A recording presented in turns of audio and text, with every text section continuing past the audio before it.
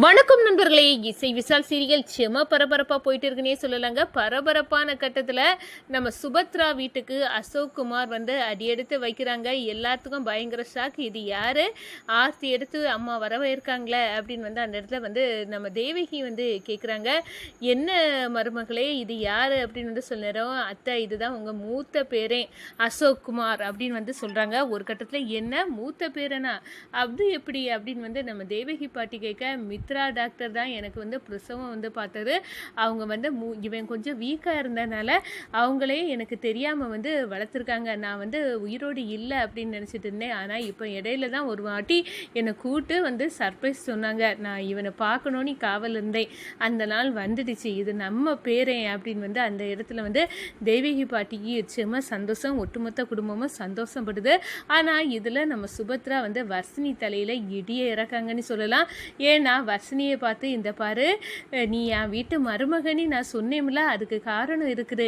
இந்த அசோக்கை வந்து நான் உனக்கு கல்யாணம் பண்ணி வைக்கலாம் அப்படின்னு வந்து முடிவு பண்ணியிருக்கேன் அப்படின்னு வந்து சொல்ல நேரம் பயங்கர சாக்கில் நம்ம வர்ஷினி இருக்காங்க. நம்ம ராகவோட குழந்தை வந்து வர்ஷினி வயிற்றில் வந்து வளர ஆரம்பிக்குது. நம்ம வர்ஷினிக்கும் ராகவுக்கும் வந்து புளியை கரைச்சி ஊற்றுன்னு இருக்கிறாங்க. அப்படி வந்து இருக்குது. ஒரு கட்டத்தில் பார்த்தோன்னா நம்ம வர்ஷினியை வந்து அசோக்கு பக்கத்தில் போய் நிற்க சொல்கிறாங்க சுபத்ரா.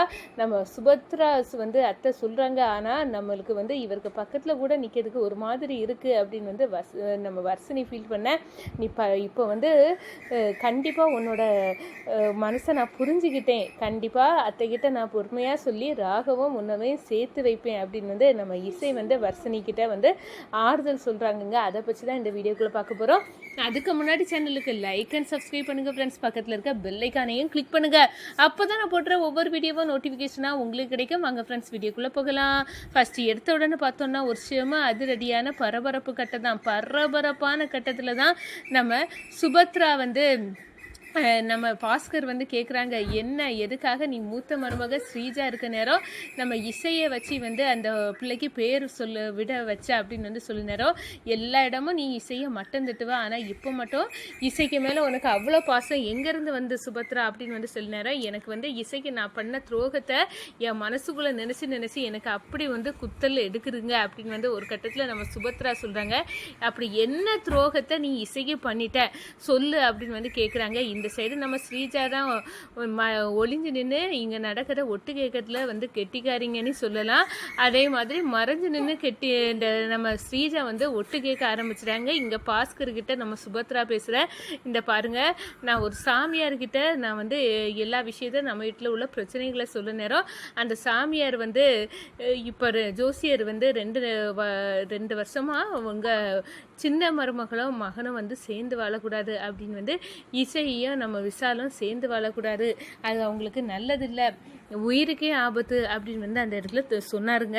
அதுக்காக தான் நான் வந்து இசை ரெண்டு விசாலும் ஒரே வீட்டில் இருக்கனால அவங்களுக்குள்ள தப்பு எதுவும் நடக்கக்கூடாது அப்படின்காக எக்காரணம் கொண்டோ நீங்கள் சேர்ந்து வாழக்கூடாது அப்படின்னு வந்து நான் இசைக்கிட்ட சத்தியம் வாங்கியிருக்கேன் அப்படின்னு ஒரு பேரிடியை நம்ம பாஸ்கர் தலையில் சொல்ல நேரம் நம்ம பாஸ்கர் அப்படியே வாயை பிளக்குறாங்க. சுபத்ரா இந்த இப்படிப்பட்ட ஒரு கேடுகட்ட செயலை நீ சேரியா உன் மருமகளுக்கு இது எவ்வளோ பெரிய துரோகம், அவங்கள சேர்ந்து வாழக்கூடாது அப்படின்னு எப்படி சொல்லுவ அப்படின்னு சொல்கிறோம். நம்ம பையனுக்காக தான் இந்த ஒரு முடிவை எடுத்தேன். நம்ம பையன் உயிர் நம்மளுக்கு முக்கியம். ஏற்கனவே இந்த வீட்டில் ஜாதகம் தப்பால் ஒரு உயிர் பொய்யாச்சு. அதே மாதிரி எந்த உயிரும் இந்த வீட்டில் போகக்கூடாதுங்க. அதுக்காக தான் நான் இப்படி ஒரு முடிவை எடுத்தேன் அப்படின்னு வந்து அந்த இடத்துல சுபத்ரா வந்து பாஸ்கர்கிட்ட வந்து சொல்லுறாங்க. இதை ஸ்ரீஜா மறைஞ்சு நின்று கேட்டுட்டு, ஓ அப்போ விசாலும் இசையும் இன்னுமே வாழ ஆரம்பிக்கலை, இனியும் வாழக்கூடாது இந்த வீட்டில், அப்படி ஒரு நல்லது கெட்டது நடக்கக்கூடாது, இந்த வீட்டுக்கு ஒரு வாரிசம் வரக்கூடாது, இந்த வீட்டில் சுபத்ரா தூக்கில் தொங்கணும், அதுதான் என்னோட விருப்பம், அதை சீக்கிரமாக நிறைவேற்றுவேன் அப்படின்னு வந்து நம்ம ஸ்ரீஜா வந்து முடிவெடுக்கிறாங்க. ஒரு கட்டத்தில் பார்த்தோன்னா வீடே பரபரப்பாக வந்து இயங்குது. எது யாரோ வரப்போகிறாங்க அப்படின்னு வந்து எல்லாருமே புரிஞ்சுக்கிட்டாங்க. ஒரு கட்டத்தில் கார் வந்து நிற்குது. நம்ம அசோக் வந்து இறங்குறாங்க. ஆர்த்தி எடுத்து சுபத்ரா வரவேற்காங்க. யார் இவங்க, இப்போ தானே பார்க்குறோம் அப்படின்னு வந்து நம்ம பல்லவி வந்து கேட்குறாங்க. அம்மா யார் இது? இது உன்னோட அன்னை அப்படின்னு சொன்னார் அசோக் அப்படின்னு சொன்னார். எனக்கு இன்னொரு அண்ணன் இருக்காங்களா அப்படின்னு வந்து வாயை பிளக்குறாங்க.